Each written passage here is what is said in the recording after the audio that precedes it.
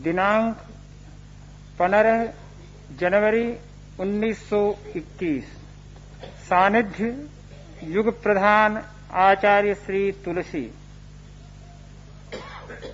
निर्देशक युवाचार्य श्री महाप्रज्ञ जी।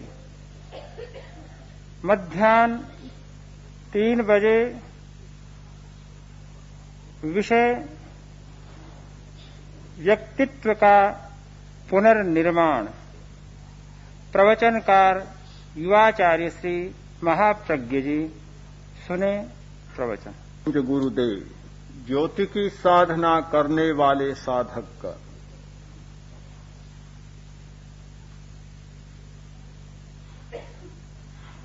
प्रेक्षा ध्यान का अभ्यास चल रहा है। ध्यान का अर्थ आंखें मूंद कर बैठ जाना ही नहीं। यदि वास्तविक समस्याओं से आंखें मूंद कर कोई व्यक्ति बैठ जाए तो वह ध्यान नहीं होगा। जीवन की जो ज्वलंत समस्याएं हैं, उन समस्याओं को अस्वीकार करना ध्यान का प्रयोजन नहीं है। जागतिक समस्याएं, वैयक्तिक समस्याएं, सामाजिक समस्याएं हैं, उन्हें हम अस्वीकार नहीं कर सकते और प्रत्येक युग में रही हैं। कोई भी युग समस्याओं से मुक्त नहीं रहा है। हर युग में व्यक्ति समस्याओं से जूझता रहा है और समस्याओं के बीच में जीता रहा है। समस्याओं का समाधान खोजता रहा है और उनको समाधान देता भी रहा है। जो व्यक्ति समस्याओं को स्वीकार नहीं करता,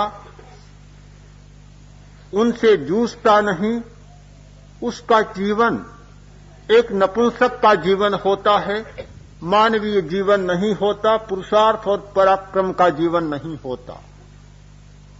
ध्यान करने वाला जब अपनी चेतना की ज्योति को प्रज्वलित करता है, उस आग में खेलता है, वह कभी अस्वीकार नहीं करता समस्याओं को और नए समस्याओं से घबराता है। समस्याओं का समाधान करता है और उनके साथ साथ चलता है। हमारी वैयक्तिक समस्याएं हैं, हमारे अपने संस्कार हैं, हमारे कर्म हैं, हमारी वृत्तियां हैं, आंतरिक समस्याएं हैं। उन आंतरिक समस्याओं को स्वीकार करना, उन्हें समझना और उनसे निपटना सबसे पहला कदम होना चाहिए। दुनिया में कोई भी व्यक्ति ऐसा नहीं जो परिश्रम न करे। हर आदमी कोई श्रम करता है। बिना श्रम किए कोई काम चलता नहीं, परिश्रम करता है। परिश्रम करना बड़ी बात नहीं है, बड़ी बात है परिश्रम का सम्यक नियोजन करना, भली भांति उसकी व्यवस्था करना। श्रम कहाँ लगाना?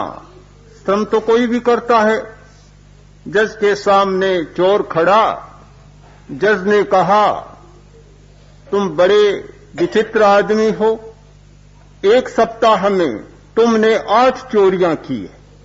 सप्ताह 1 और चोरियां 8। चोर बोला, हजूर ये तो मेरी आदत है, मैं कभी परिश्रम से जी नहीं चुराता।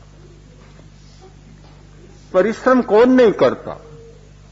एक चोर भी तो परिश्रम करता है, वह भी तो जी नहीं चुराता। परिश्रम करता है।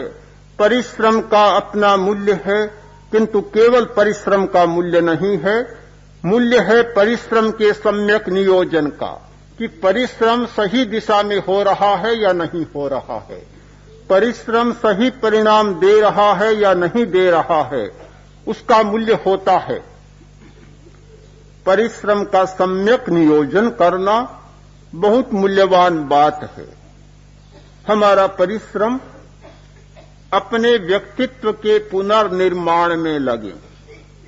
व्यक्तित्व हमारा बना बनाया है।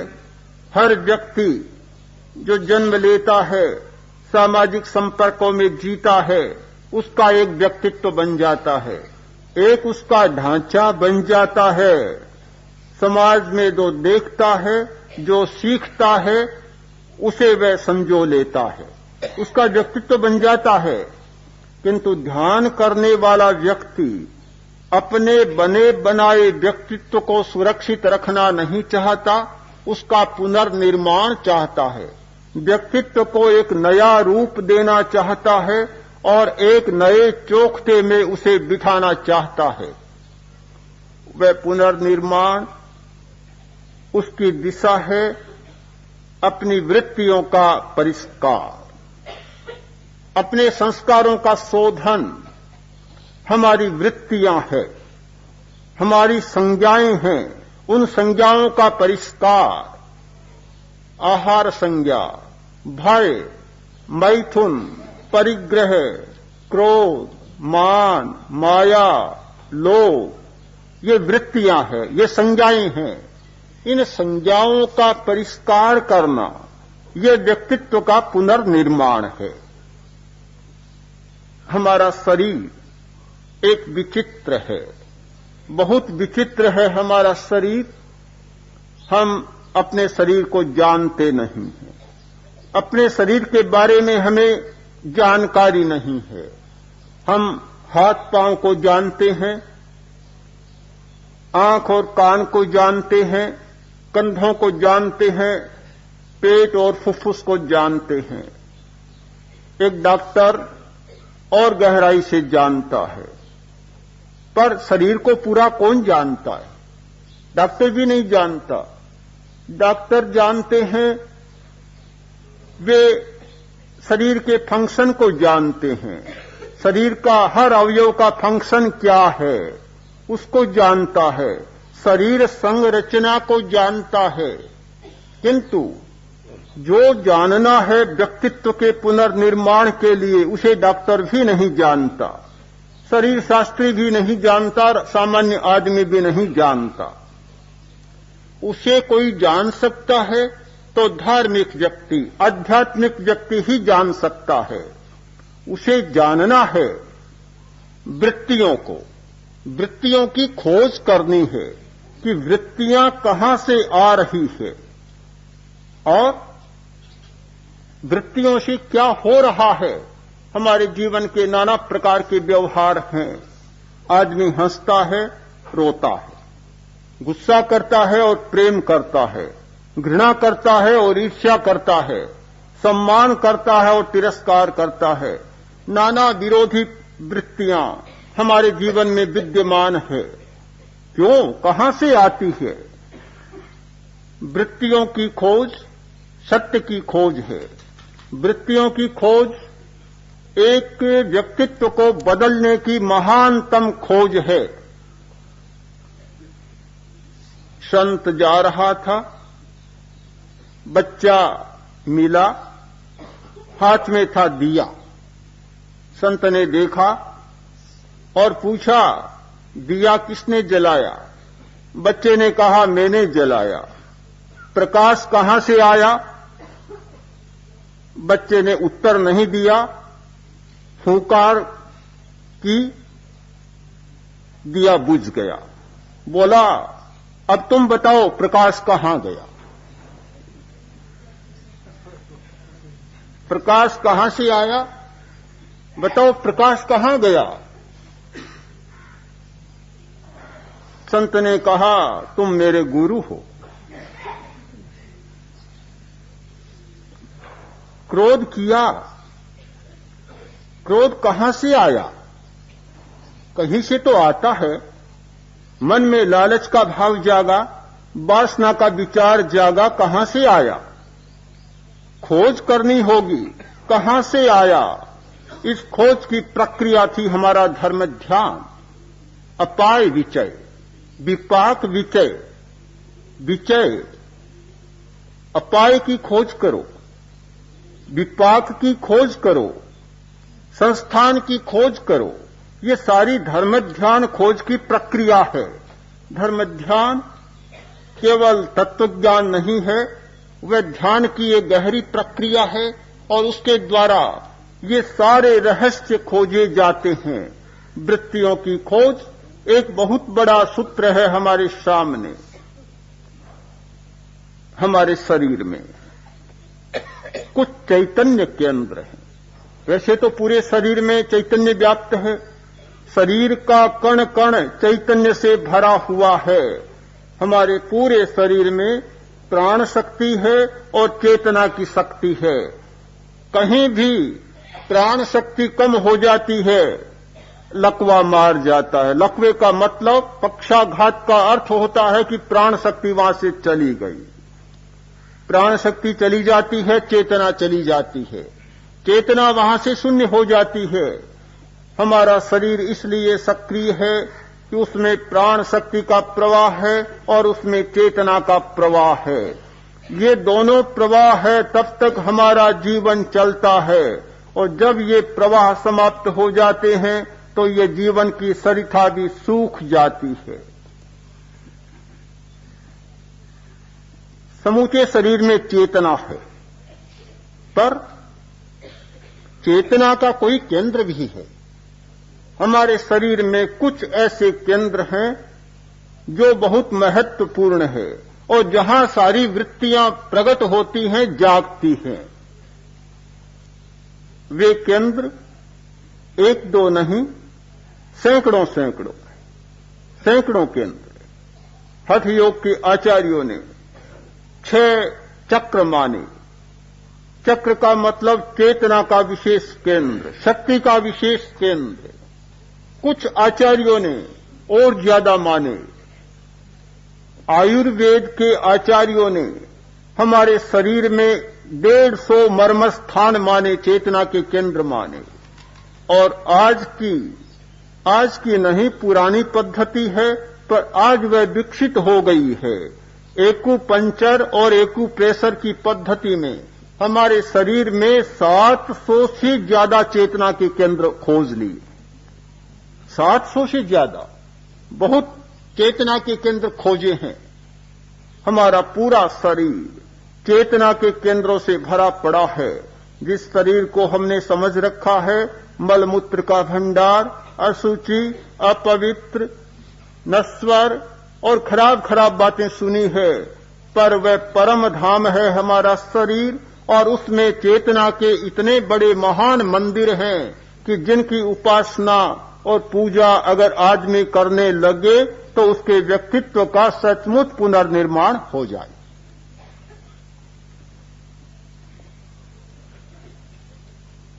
प्रेक्षा ध्यान की पद्धति में हमने 11 चैतन्य केंद्रों का उपयोग मुख्यतया किया है और भी करते हैं, पर प्रमुखता से 11 चैतन्य केंद्रों का प्रयोग किया है।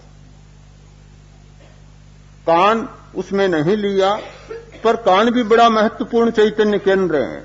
और हमने देखा कि कान पर ध्यान का प्रयोग कराने से नशे की आदतें बदल जाती है। भयंकर आदतें थी शराब की, तंबाकू की, कान पर ध्यान कराया गया और आदतें बिल्कुल बदल गई। जिनके लिए संभावना नहीं थी, घर के लोग विश्वास नहीं करते थे कि ऐसा हो सकता है। एक भाई हरिजन आया था शिविर में, डबाला मंडी पंजाब से। अच्छा मान्य व्यक्ति है, सरपंच रहा है, बहुत शराब पीता था। ध्यान का प्रयोग किया, शराब की आदत छूट गई, भयंकर आदत थी। उसका साथी आया इस बार, उसने कहा कि उसकी पत्नी ने कहलाया है कि मेरे घर का कल्याण हो गया। कोई उपदेश नहीं दिया, कुछ भी नहीं कहा कि तुम्हें यह छोड़ना है, केवल प्रयोग किया, आदत छूट गई। वह भी एक चैतन्य केंद्र है, पर हमने उसका भी प्रयोग नहीं किया। और भी बहुत सारे चैतन्य केंद्र हैं, पर 11 चैतन्य केंद्रों का इसमें उपयोग किया है। केवल कुछ एक चैतन्य केंद्रों के बारे में मैं बतलाना चाहता हूं कि जहां हमारी वृत्तियां जागती हैं और उन पर ध्यान करने से हमारी वृत्तियां बदल जाती है। हमारा एक चैतन्य केंद्र है ज्योति केंद्र, दूसरा दर्शन केंद्र, तीसरा विशुद्धि केंद्र, चौथा आनंद केंद्र और पांचवां तेजस केंद्र। केवल 5 चैतन्य केंद्रों के बारे में संक्षिप्त सी चर्चा करना चाहता हूं। क्रोध आता है, काम वासना जागती है, स्वार्थ की भावना जागती है, लालच जागता है, घृणा और ईर्ष्या की वृत्ति जागती है। ये सारी भावनाएं, ये सारी वृत्तियां हमारी नाभि के आसपास जागती है। हमारी चेतना जब जब नाभि के आसपास चक्कर लगाती है, उसकी परिक्रमा करती है, तो इस प्रकार की वृत्तियां जागती है। मेडिकल साइंस की भाषा में कहा जाता है एड्रिनल ग्लैंड। नाभि के आसपास 2 ग्रंथियां हैं एड्रिनल। वे ग्रंथियां सक्रिय होती हैं तो गुस्सा आता है, भय होता है। इन सारी वृत्तियों के लिए जिम्मेवार हैं वे 2 ग्रंथियां। वे ग्रंथियां हमारी सहायता भी करती है। सामने कोई विकट परिस्थिति आती है, आदमी के सामने ऐसी स्थिति आ गई कि कोई भैंस दौड़ी मारने के लिए आदमी में एकदम शक्ति आ जाती है, और कोई सामने ऐसी भयानक स्थिति आई, आदमी में बहुत ज्यादा तेजी आ जाती है।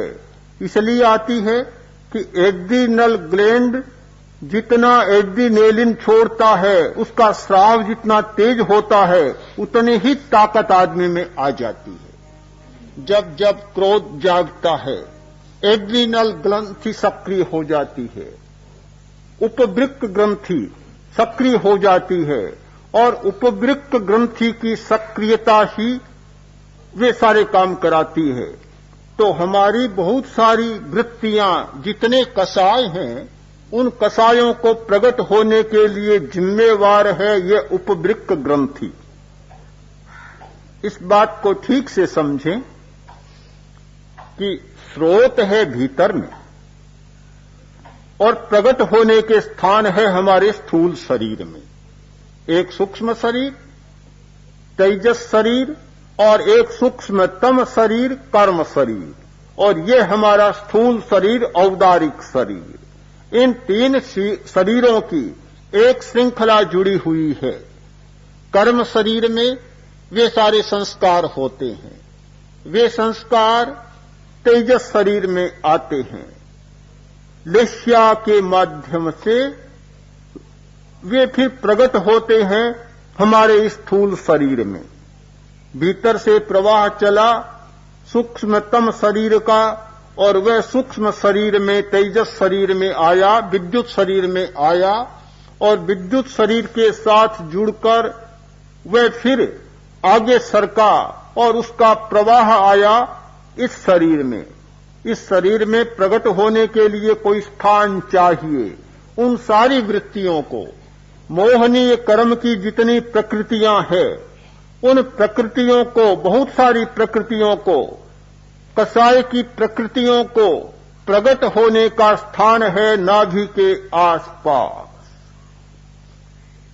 और काम की वृत्ति को प्रकट होने का स्थान है उसके नीचे थोड़ा सा गोनाड्स ग्रंथि है। गोनाड, वहां काम की वृत्ति प्रकट होती है। तो ये सारा का सारा खेल नाभि के आसपास होता है। पेट में तो हम रोटी खाते हैं, अन्न पकता है, पाचन होता है, शक्ति बनती है। एक तो ये काम होता है पेट में, और पेट में दूसरा काम होता है सारी मूर्छा की वृत्तियों को जागने का। मूर्छा की वृत्तियां वहां प्रकट होती है। पर ये एड्रिनल ग्रंथि बेचारी जिम्मेवार नहीं,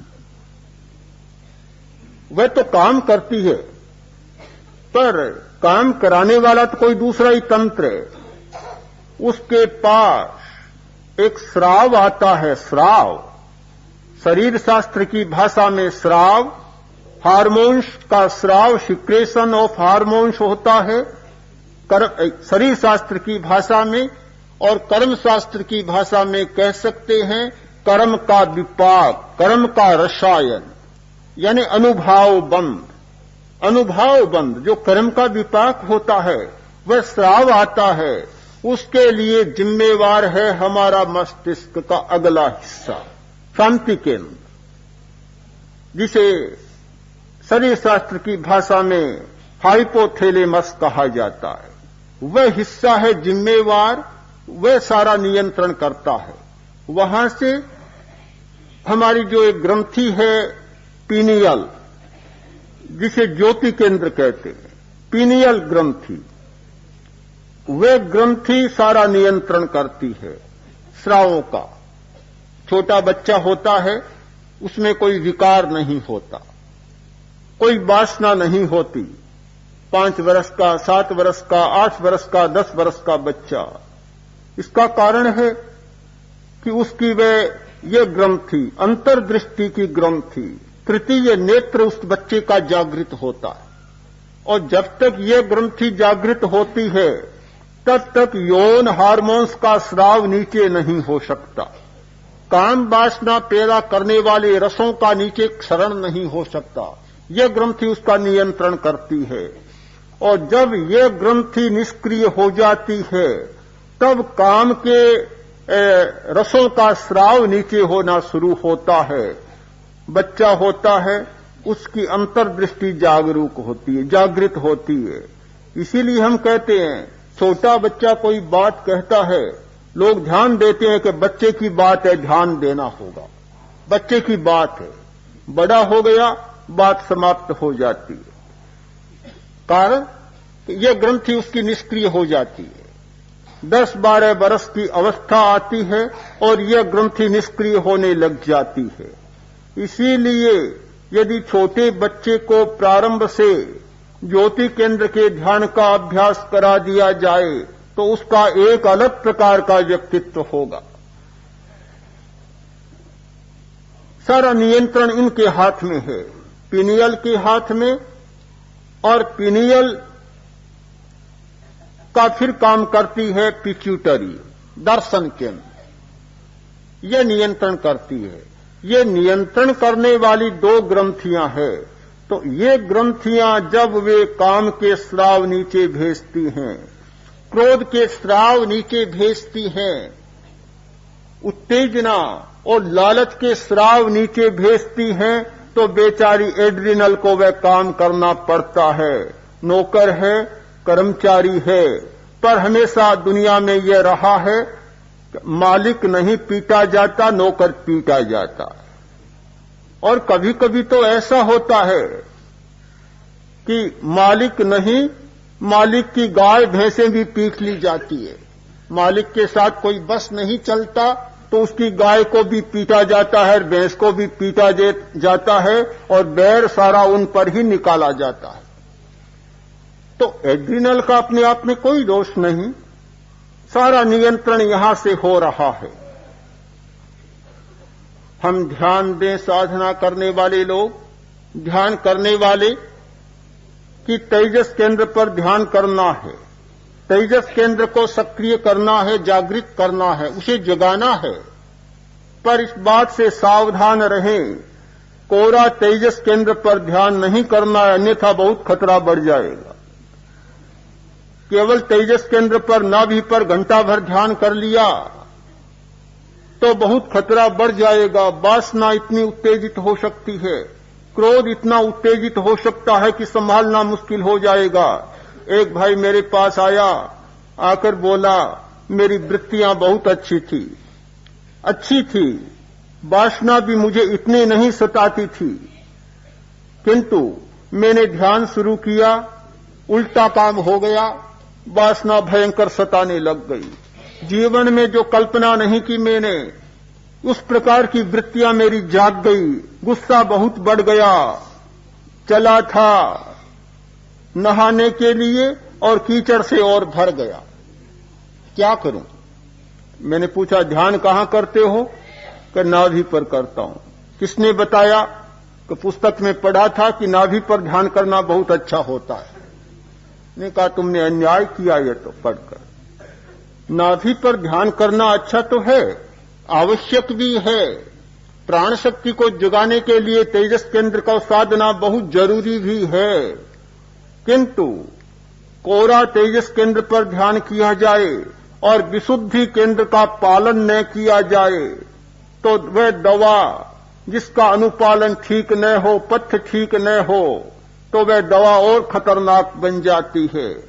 जब तेजस केंद्र पर ध्यान किया जाए तो जरूरी है कि विशुद्धि केंद्र पर उससे ज्यादा ध्यान किया जाए, तब तो तेजस केंद्र का विकास होगा और उसके साथ साथ जो उत्तेजना पैदा होगी वह विशुद्धि केंद्र के द्वारा फिर शांत हो जाएगी।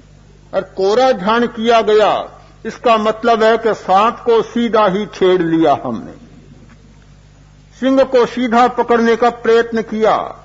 सांप को भी पकड़ा जाता है, सिंह को भी पकड़ा जाता है, बस में किया जाता है, किंतु सीधा गुफा में जाकर और सिंह को फुफकारे, कोई सिंह को उत्तेजित करे, ये पकड़ने का कोई तरीका नहीं होता है। तो इन रहस्यों को जानना भी हमारे लिए बहुत जरूरी है कि चैतन्य केंद्रों के साथ काम करना, उनको साधना भयंकर बात भी है, खतरे की बात है और बहुत कल्याण की बात भी है। यदि हम ठीक पद्धति को जान लें, विधि को जान लें तो बहुत लाभदायी है, और विधि को न जाने तो बहुत बड़ा खतरा भी है। ये विशुद्धि केंद्र, ये शांति देने वाला केंद्र है, शांत करने वाला केंद्र है। शरीर शास्त्र की दृष्टि से इसके बहुत सारे काम है। इस थायराइड के, थायराइड ग्रंथि ठीक काम करती है तो जीवन की सारी गाड़ी ठीक चलती है, और इस ग्रंथि में कोई विकृति होती है तो बहुत सारी गड़बड़ें हो जाती है। बहुत महत्वपूर्ण है हमारी ग्रंथि, छोटा होना, बड़ा होना, तापमान का नियंत्रण होना आदि आदि बहुत सारी इसकी क्रियाएं चलती है। किंतु साधना की दृष्टि से भी बहुत महत्वपूर्ण है कंठमणि का। इसे पीयूष ग्रंथि कहा जाता है। पीयूष ग्रंथि अमृत का स्राव होता है। जिस व्यक्ति ने इस ग्रंथि का मूल्यांकन किया और कंठ को ठीक से समझ लिया, उसने निर्विकल्प साधना को ठीक से समझ लिया। सारे विकल्प पैदा होते हैं मस्तिष्क में, हम मानते हैं ऐसा, किंतु सही नहीं है। वास्तव में सही नहीं है। विकल्पों का मूल कारण है हमारा स्वर यंत्र, भाषा और मन। मन की सारी प्रवृत्ति भाषा के द्वारा होती है। आप सोचें, बोलें, स्मृति करें, कल्पना करें, चिंतन करें, सब भाषा में होगा। और बात जाने दें, रात को सपना भी आता है तो भाषा होती है। परीक्षण किया गया, आदमी को सपना आ रहा है और उसका स्वर यंत्र बिल्कुल सक्रिय, स्वर यंत्र बंद हो जाए, सपना नहीं आएगा, चिंतन नहीं होगा, स्मृति नहीं होगी, कल्पना नहीं होगी, कुछ भी नहीं होगा, कोई विकल्प नहीं होगा। जिस व्यक्ति ने कंठ का कायोत्सर्ग करना सीख लिया, कंठ को शिथिल करना सीख लिया, स्वर यंत्र को बिल्कुल कायोत्सर्ग की स्थिति में ले जाना सीख लिया, उसने विचारों पर और विकल्पों पर बिल्कुल काबू पा लिया। फिर कोई अलग से प्रयत्न करने की जरूरत नहीं है।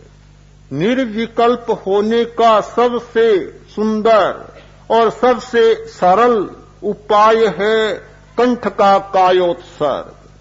कायोत्सर्ग पूरे शरीर का भी किया जाता है और कायोत्सर्ग देशीय भी होता है, आंशिक भी होता है।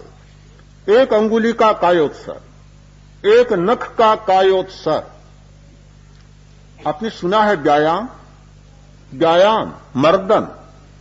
पुराने लोग मर्दन की कला में बहुत कुशल होते थे, बहुत अच्छा मर्दन करना जानते थे। एक केवल केशों का मर्दन दबाना, केशों का, केवल चमड़ी का मर्दन, चमड़ी का नहीं, केवल रोमकूपों का मर्दन, त्वक मर्दन, रोम सुहाए, हाँ, रोम सुहाए, तया सुहाए, रोम सुहाए तया सुहाए।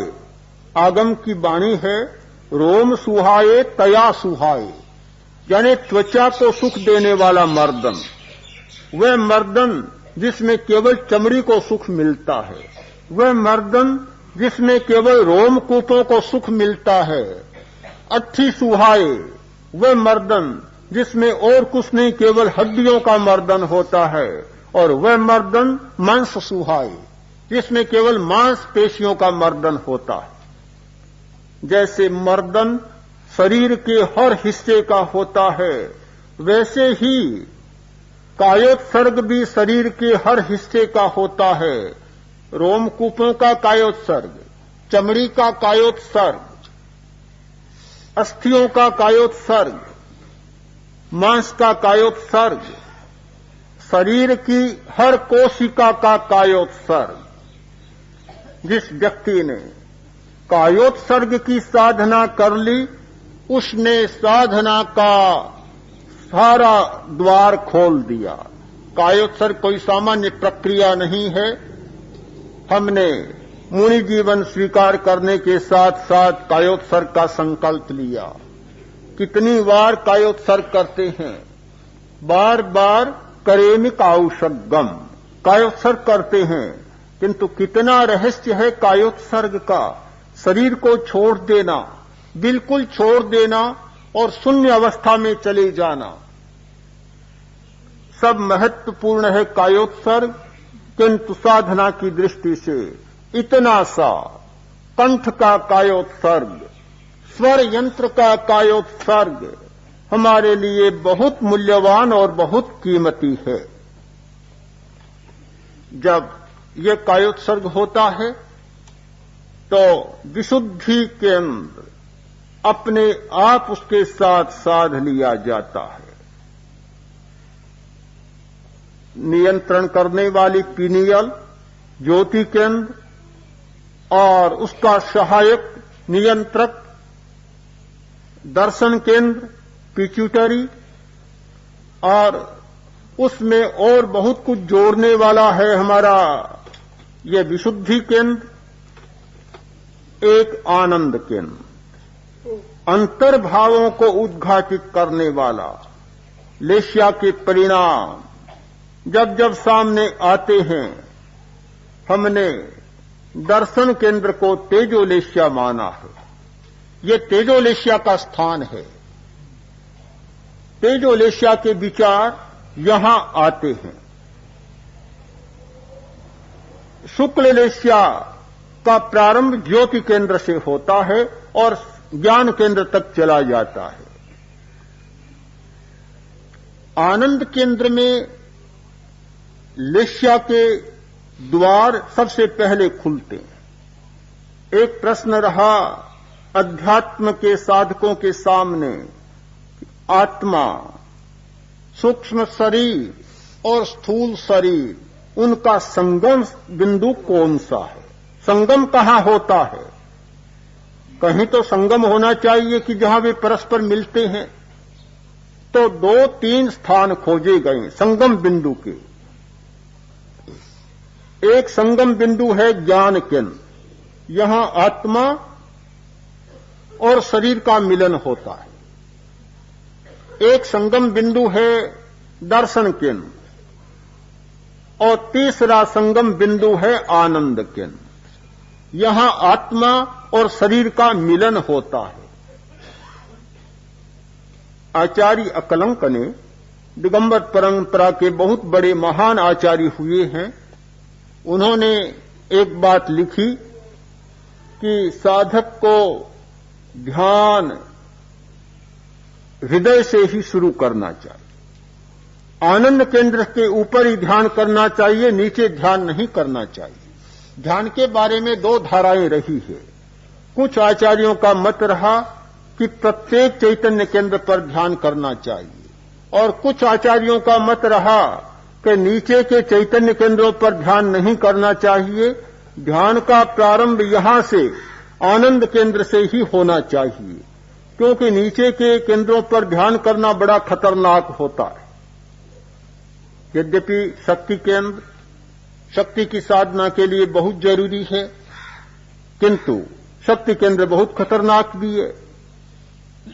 स्वास्थ्य केंद्र, जिसे स्वाधिष्ठान कहा जाता है, बहुत उपयोगी भी है और बहुत खतरनाक भी है।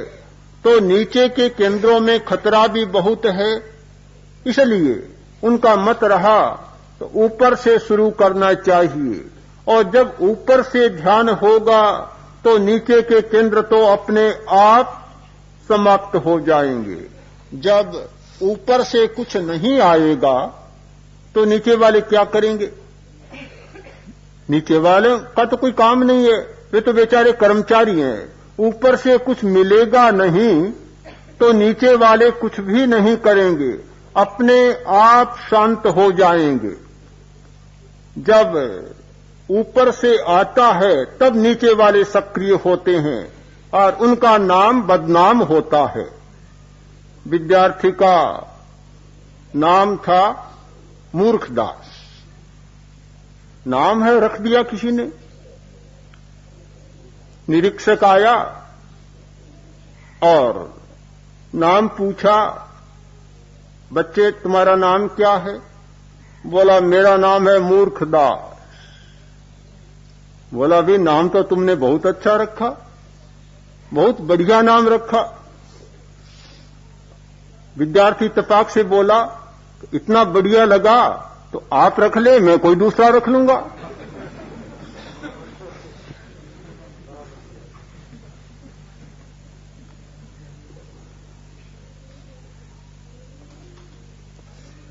कुछ भी जो रखा जाता है, थोपा जाता है, ऊपर से आता है, बेचारा क्या करे?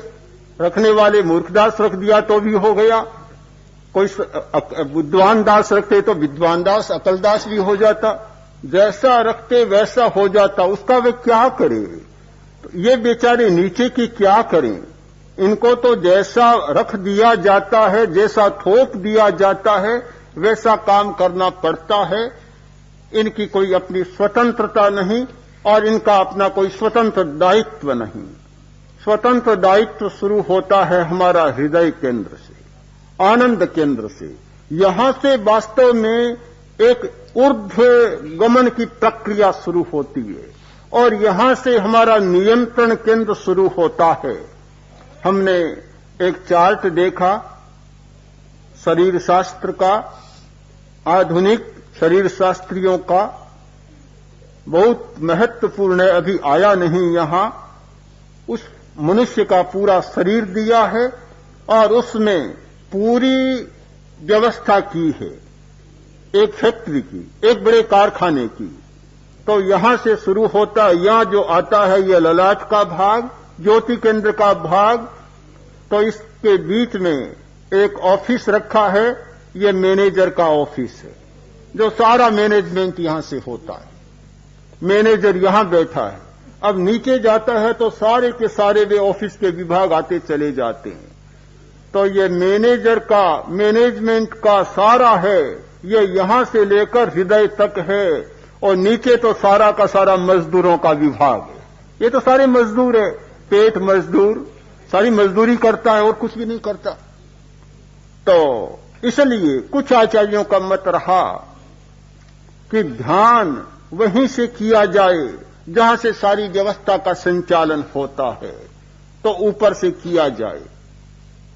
5 केंद्र, तेजस केंद्र, आनंद केंद्र, विशुद्धि केंद्र, दर्शन केंद्र और ज्योति केंद्र। इन 5 केंद्रों की क्रिया और उनके संबंधों की संक्षिप्त सी चर्चा आज मैंने की। मैं मानता हूं कि प्रेक्षा ध्यान करने वाला व्यक्ति प्रेक्षा ध्यान पद्धति की सबसे महत्वपूर्ण प्रक्रिया जो चैतन्य केंद्र ध्यान की प्रक्रिया और उसके साथ साथ की जाने वाली लेस्या ध्यान की प्रक्रिया उसके गूढ़तम रहस्यों को जान लेता है तो सचमुच अपने व्यक्तित्व का पुनर्निर्माण करने में वह सक्षम हो जाता है कि कंठमणि जहां से ये सारी चंचलता की क्रिया चलती है, क्या मनोवर्गणा और भाषा वर्गणा के पुद्गलों को ग्रहण करने का यही स्थान है? हमने इस पर विचार किया है और अब भी हमारा इस विषय में अनुसंधान चल रहा है कि हमारी जो 6 पर्याप्तियां हैं, भाषा पर्याप्ति, मन पर्याप्ति, उन पर्याप्तियों के हमारे शरीर में केंद्र कौन से है, किस पर्याप्ति का स्थान कहां है, उन बिंदुओं को खोजना। तो इस विषय में कुछ चर्चा पहले मैं कर चुका हूं और आज भी इस विषय में और बहुत कुछ खोज हमारी चल रही है, पर यह लगता है कि इन पर्याप्तियों के केंद्र हैं हमारे मस्तिष्क में।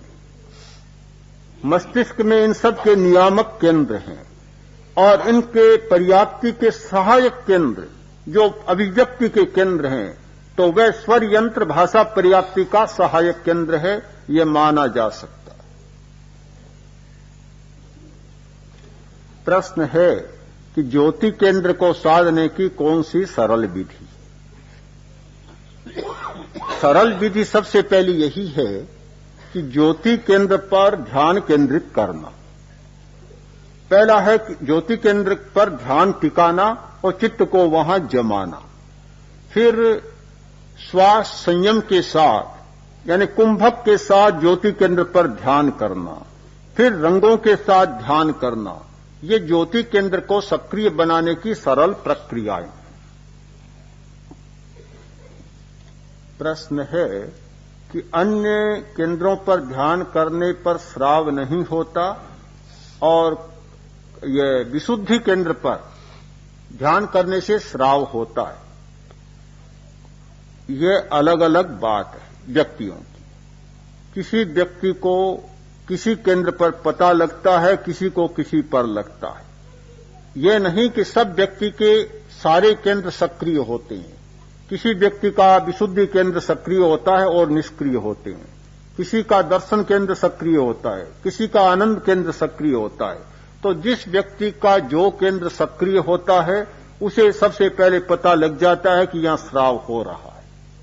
तो यह बहुत वैयक्तिक बात है, विभिन्न व्यक्तियों के लिए विभिन्न प्रकार की, इसलिए जिसका जो अनुकूल होता है वह तय। हाँ, श्राव तो होते हैं पर पकड़ में नहीं आते, वह जल्दी पकड़ में आ जाता है। इसलिए एक बात पर और ध्यान दें कि जिस व्यक्ति के जो ज्यादा अनुकूल हो उसका चुनाव कर लें कि मेरे ध्यान के लिए ज्यादा अनुकूल बैठता है, उसका अपने व्यक्तिगत चुनाव करें और उस पर ज्यादा ध्यान केंद्रित करें। श्राव सब में होता है, कुछ ज्यादा संवेदनशील होते हैं, पकड़ में आते हैं। अब शरीर पेक्षा करते हैं, संवेदनों का पता नहीं चलता, किंतु जीभ को ऊपर कर ले, अधर में लटका दें, जीभ को ऊंचा करें, न ऊपर नीचे दाएं बाएं छुए नहीं, अधर में करें और फिर उस पर ध्यान दें। ऐसा लगेगा जैसे कोई झरना सा बहना शुरू हो गया।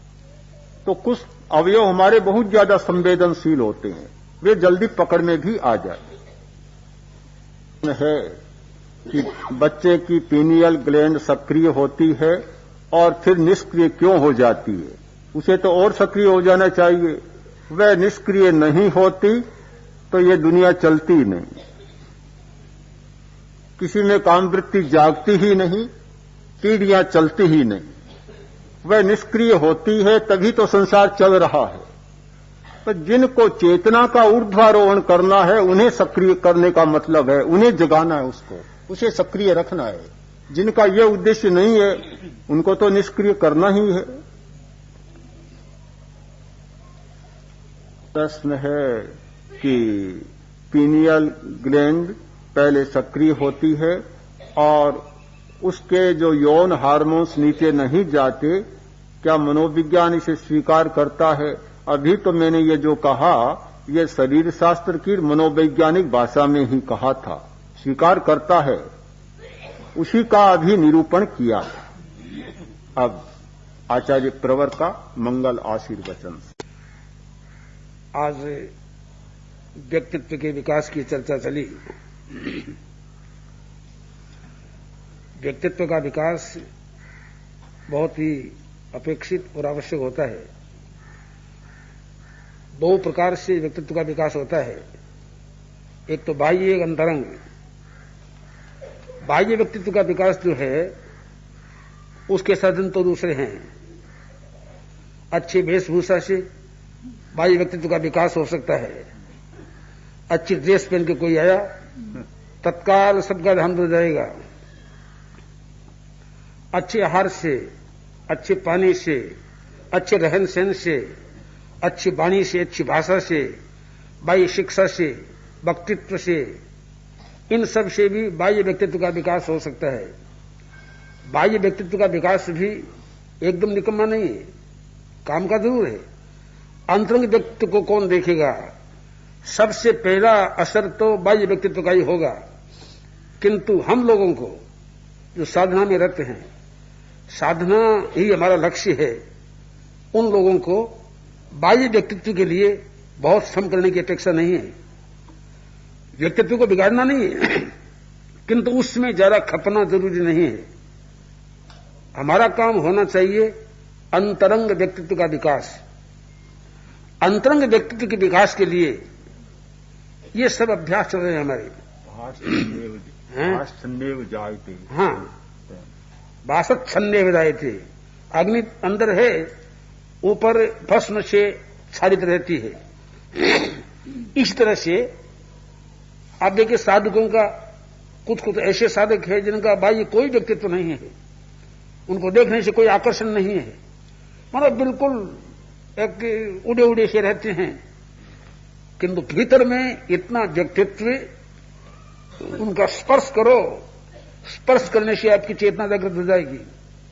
बात करने से, पास में बैठने से, सुनने मात्र से आपके मन में एक नई जागृति पैदा हो जाएगी। होता ही हो तो व्यक्तित्व का विकास विभिन्न रूप में है। अंतरंग व्यक्तित्व के विकास की चेष्टा हमको करनी चाहिए। उसके लिए जितनी तपस्या, ये साधना, स्वाध्याय, जप, ध्यान, प्राणायाम और ये कायिक सर्ग, ये सब की सब चीजें अंतरंग व्यक्तित्व के विकास के लिए है और इनका अभ्यास अपेक्षित है। प्राचीन काल में इन बातों को बहुत बल दिया गया, वर्तमान में बहुत बल दिया जाता है। हम चाहते हैं कि इसका ऐसा वातावरण बने सार्वजनिक, जिससे बल देना न पड़े, सबके मन में एक सहज आकर्षण पैदा हो जाए। वो यह समझे अगर मैं इसमें नहीं आया तो मैं पीछे रह जाऊंगा, इस दौड़ में पीछे रह जाऊंगा, मेरी कोई पूछ नहीं होगी, मेरी कोई इज्जत नहीं होगी, मेरी कोई प्रेस्टीज नहीं होगी। हालांकि ये चिंतन कोई बहुत महत्वपूर्ण नहीं है, फिर भी एक साधना में लगने के लिए अन्य आकर्षणों की तरह ये भी एक बड़ा आकर्षण है और इस आकर्षण में हमें चलना चाहिए। प्राचीन हमारे धर्म संघ में संस्कृत व्याकरण की, संस्कृत भाषा की कोई ज्यादा पद्धति नहीं थी, किंतु एक समय ऐसा आया, स्वर्गीय श्री कालूगणी ने ऐसा वातावरण पैदा कर दिया, जो संस्कृत नहीं पढ़ेगा वो पीछे रह जाएगा।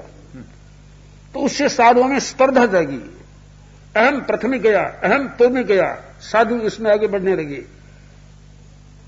जब हमारे संघ की पद्धति है, कोई चीज पहले साधुओं में आएगी, फिर साधु में लगेगी। साधु में संस्कृत का कोई सवाल नहीं था, उनका काम इतना था, भाषा पढ़ लो, पंचसंधि पढ़ लो, थोड़ा सा उच्चारण ठीक हो जाए, उसके बाद में ओगे बंटो, सिलाई करो और ये सब चीजें बनाओ, कला का काम करो। और ये हमारी कहावत थी, काम करना है, सेवा करना है तो यहां रहो गुरुकुलवास में, पढ़ना हो तो न्यारा में जाओ। ये पद्धति थी उस समय। आज उल्टा हो गया है, पढ़ना हो तो गुरुकुलवास में रहो, करना। हाँ, और कुछ करना हो तो बाहर जाओ। तो कालूगणी ने एक वातावरण को बिल्कुल चेंज कर दिया। इतना चेंज किया कि साधुओं में साध्वियों में स्पर्धा लग गई। कोष सीखने के दो क्रम थे, एक छोटी शारदिया नाम वाला, एक बड़ी अभिधान चिंतामणि कोष। तो साध्वियों की नाम वाला शारदिया थी, हर साध्वियों और शारदिया नाम वाला पढ़ती, सैकड़ों प्रतियां उसकी थी। जब साधु ना बड़ी पढ़ नहीं सकता कोई, साधु की वही बड़ी पढ़ सकता था जिसकी समझ थी, इसकी प्रतिभा ठीक है, ये याद कर सकेगा, आगे बढ़ सकेगा, वरना शारदिया करो। कई साधु आए कि हमें अभिधान चिंता में सिखाओ, बोले नहीं शारदिया सीखो, तुम्हारा ये ठीक है। इसके बाद में ऐसा वातावरण बना कि साधियां भी आई, हमें अभिधान चिंता में सिखाओ। मैंने कहा कि तुम क्या करोगे, शारदिया सीखो। बोले कोई बार साधु सीख सकते हैं, हम क्यों नहीं सीख सकते हैं, हम भी सीख सकते हैं। तो फिर हमने छोड़ दी। तो 50 साधियों ने अभिधान चिंतामणि शायद कंठस्थ करने का प्रयत्न किया, और एक ऐसा वातावरण बन गया, सशक्त वातावरण बना कि संस्कृत विद्या में साधु और साधियां समरूप में आगे आ गई। तो बहुत बड़ा काम बना। और अब समय की अपेक्षा आई, हमने सोचा अगर हम वातावरण को नहीं बनाएंगे तो ध्यान और कायिक सर्ग में साधु साध्यों खींचेगा नहीं। तो एक नया वातावरण बनाने का हमने प्रयत्न किया है साधुओं में साध्वियों में। और हमने कहा कि तुम ध्यान नहीं जानती हो, क्या करोगी, बिहार करके जाओगी। अब केवल ये नहीं है कि वो अवधान कर लिए, अवधान से काम नहीं चलेगा, अब तो अवधान अपना करना पड़ेगा। अवधान एकाग्रता अपनी करनी पड़ेगी, यह नहीं होगा तो बौद्धिक लोगों में कुछ दे नहीं सकोगी। तो इसके लिए वातावरण बनाया, हमने प्रयत्न किया। तो इस वातावरण के प्रयत्न में हमने बहुत जल्दी सफलता मिल रही है। मुझे लगता है क्या सैकड़ों साधु और साधियों में इसके प्रति एक चेष्टा और अपेक्षा जग गई है, और वो काम कर रही हैं। लगता है 1-2 वर्ष में शायद ऐसा वातावरण बन जाएगा कि हर साधु साधियां प्रेक्षा ध्यान साधना में पारंगत होने का प्रयत्न करेंगी। बहुत बड़ी जरूरत की चीज है, और जैसा हम चाहें वैसा ही काम हो जाए, ये अपेक्षा है। मांग ही हो गई, सिंगाड़ा वही भेजो समाज के लिए। हाँ। जो प्रेक्षा ध्यान ये मांग होने लगी है। याद रखना, आकृति चेहरा देख कोई नहीं मांगेगा। ये मांग होने लगी है कि उस साधुओं को भेजो, उन साधुओं को भेजो जो प्रेक्षा ध्यान की साधना करा सकते हो, और नहीं करा सकते हो तो हमारे वहां चलेगा नहीं सिंगाड़ा। अच्छे से अच्छा व्याख्या नहीं हो, हमारे वहां नहीं चलेगा। तो कैसी बड़ी बात है ये। इसलिए एक बात समझने की बात ऐसी है कि हम लोग केवल इसलिए तैयारी करें, ये भी ठीक नहीं है कि हमारी मांग नहीं है इसलिए, वो नहीं। ये तो एक वातावरण की चीज है। अपेक्षा हमें इसलिए करना है कि हमको वह चीजें प्राप्त करना है, प्राप्त करके हम स्वयं समृद्ध बने, औरों को समृद्ध बनाने का प्रयत्न करें। हमारी बात ऐसी है, किंतु यह नहीं कि हमारी वह दृष्टि नहीं है कि हम चाहें कि जहां तक चल सके साधु साधियां इनका विकास न करें, हमारे महाप्रज्ञ विकास करें, या इन्हें के लिए साधु विकास करें। अगर सबके सब विकास कर लेंगे तो इनकी क्या होगी फिर। ये चिंतन हमारा नहीं है। एक पति जिसकी पत्नी मूक थी, बोल नहीं सकती थी, तो वो अपने मित्र के पास गया और बोला, मित्र मेरी पत्नी बोलती नहीं, क्या कोई ऐसा यंत्र है जिस यंत्र के द्वारा मूक व्यक्ति बोल सकता हो। उसने कहा, भाई यंत्र तो ऐसा निकला है। कहां है? अमेरिका में है, वहां ये यंत्र निकला है, और तुम अगर चाहो तो वहां तुमको जाना पड़ेगा, पत्नी को वहां ले जाना पड़ेगा, वहां ऐसा काम हो सकता है। उसने कहा, कभी तक भारत में नहीं आया? बोले, भारत में नहीं आया है। सचमुच नहीं आया? नहीं आया है। तो बोला, मित्र तुमको वहां जाना है क्या? और आया व्यक्ति, मैं तो यही चाहता हूं जहां नहीं आए वो, मैं चाहता यही हूं कि वो यहां ना आ जाए। मेरी पत्नी मुंह के मुंह की अच्छी है, बोलना अच्छा नहीं, इसलिए मैं तुम्हें पूछ रहा हूं। वो चाहता है कि मेरी पत्नी मुंह कहीं रहे, बोलेगी तो सब चल जाएगी, बड़ी मुश्किल हो जाएगी। ऐसा चिंतन हमारा नहीं है कि हमारे साधु साध्या तैयार नहीं हो, 2-4 ही तैयार रहे। हाँ, हमारा चिंतन तो स्वर्गीय पूज्य गुरुदेव कालूगुणे के वचनों के आधार पर है। उन्होंने हमको एक मंत्र दिया कि हमारे साधु साध्वी सब के सब मेरे से अधिक बन जाए, आचार्य पद के योग्य बन जाए, प्रत्येक साधु साध्वी आचार्य पद के योग्य बन जाए, तब मैं समझूंगा मेरी भावना सफल हुई है। तो ये सूत्र हमको मिला है। इसलिए हमारा चिंतन बराबर ये रहता है कि हम हर वक्त ये चाहें कि हमारे साधु साध्वी अधिक से अधिक आगे बढ़े, विकास करे और संपन्न बने। क्योंकि ये चिंता तो उन लोगों को होती है जिन लोगों को केवल पद प्राप्त करना है, कुर्सी प्राप्त करना है। वो समझते हैं हमसे कोई अधिक बढ़ न जाए। हमारे यहां इस वृद्धि के साथ साथ में ऐसा समर्पण भाव रग रग में कूट कूट के भरा हुआ है, समर्पण भाव कि आचार्य पद के योग्य सब बन जाएंगे, किंतु आचार्य पद की उम्मीदवार कोई नहीं बनेगा, और कोई उम्मीदवार बनेगा उसको आचार्य पद मिलेगा नहीं। ऐसे संस्कार मिले हुए हैं। इस दृष्टि से हम चाहते हैं कि प्रत्येक साधु साधियां, प्रत्येक साधक साधिकाएं भी इस प्रेक्षाधान की नई पद्धति और नई साधना में आगे बढ़े और विकास करें। आज भी इस प्रेक्षाध्यान साधना के प्रति मुझे लगता है कि उसमें स्पर्धा लग गई है। बड़ी आलोचना, तीखी आलोचना, बात बात में आलोचना क्यों हो रही है? करने वाले समझते हैं कि हम बहुत सफल हो रहे हैं। हम समझते हैं कि स्पर्धा लग गई है, उनको खतरा दिखने लगा है, क्या होगा पता नहीं है। तो ये चीज जब जगी है तो हमें और अधिक सावधानी से, जागृति से काम करना है और इस काम को आगे बढ़ाने का प्रयत्न करना है। और वास्तव में अब ये जरूर है कि हर विकास है और विवेकपूर्वक न किया जाए तो खतरा भी है। ये बात बिल्कुल ठीक है इन्होंने। हर विकास खतरा है, खतरे के प्रति हम पूरे सावधान रहें, खतरों को मोल न लें और ऐसा विकास न करें जिससे हमारा विकास स्वयं के लिए स्वयं खतरा बन जाए।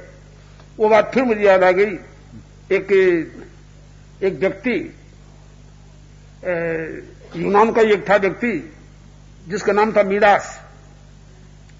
उसके मन में ऐसी भावना जगी कि मैं सारे देश का सर्वोच्च ऐश्वर्यशाली व्यक्ति बन जाऊं। जग गई भावना। और उसके लिए उसने इतना प्रयत्न किया, तीव्र प्रयत्न किया। कोई यंत्रवादी, तंत्रवादी जो भी मिलता उसको बैठा था पूछता। और कितनी देवों की आराधना उसने की, साधना की। किसी देवता के पास में ऐसा बन जाऊं। आखिर एक देवता की उसने साधना की और उसने कहा कि मैं संतुष्ट हूं तेरे पर, बोल क्या वरदान मांगता है। उसने कहा मेरा एक ही वरदान है, मैं जिसको छूं वो सोने का बन जाए। इतना स्वर्ण मेरे पास में हो जाए कि फिर सारे संसार से अधिक स्वर्णाधिक प्रतिमा बन जाऊं। तथास्तु, वरदान मिल गया उसको। तो अब क्या हो, इतना खुश हुआ कि बस अब सोना ही सोना। घर में चला, कुर्सी पर बैठा, कुर्सी सोने की हो गई, गद्दी सोने की हो गई, दीवार पर हाथ लगा, दीवार सोने की हो गई। खाना आया, हाथ से फिर ना खाना कैसे खाए, खाना सोने का हो गया। पानी का बर्तन सोने का हो गया, पानी सोने का हो गया। अब तक तो ठीक है। छोटी बच्ची आई, उसको गोद में बिठाया, वो सोने की हो गई। अब इसको पता चला रहे हो बड़ा भारी भयंकर अपराध कर दिया, अब मैं क्या करूं, अब कैसे जीऊंगा, सब सोने का हो गया। क्या खाए, क्या पिए, कैसे सोए, कितना बड़ा खतरा हो गया। और वापिस उसको वरदान मांगना पड़ा, मिला नहीं भगवान जाने, खतरा पैदा हो गया। तो हम ये चाहते हैं कि विकास तो करें, किंतु विकास में इसकी सावधानी रखें कि हमारा विकास कभी हमारे लिए खतरा न हो जाए। अत्यंत सावधानी पूर्वक, अत्यंत विवेक पूर्वक, धैर्य पूर्वक धीमे धीमे साधना करके हम आगे बढ़ें, विकास करें। तो ये उत्साह जो बढ़ रहा है, उत्साह बढ़ रहा है हमारे साधु साधु साधु साधिकाओं में, उत्साह बढ़ रहा है जनता में, और प्रसन्नता होती मुझे, बहुत ज्यादा प्रसन्नता मुझे हो रही है। और इस प्रसन्नता का है कि मैं बन के मैं स्वयं सौभाग्यशाली बन रहा हूं। अतः मैं चाहता हूं ये हमारे महाप्रज्ञ और अधिक इसकी चेष्टा करें और अधिक प्रयास करके हमारे साधु साधियों को और अधिक इसमें उत्तीर्ण और प्रवीण बना दे, ताकि स्वयं के लिए बहुत एक वरदान बन जाए। इसी आशा और भावना के साथ सुंदर आशीर्वाद। अरहन्ते शरणं प्रवज्जामि सिद्धे शरणं प्रवज्जामि साहु शरणं केवलिपन्नतं धम्मम् अरहन्ते शरणं प्रवज्जामि सिद्धे शरणं प्रवज्जामि साहु शरणं प्रवज्जामि केवलिपन्नतं अरहन्ते शरणं प्रवज्जामि सिद्धे शरणं साहु शरणं प्रवज्जामि केवलिपन्नतं धम्मं शरणं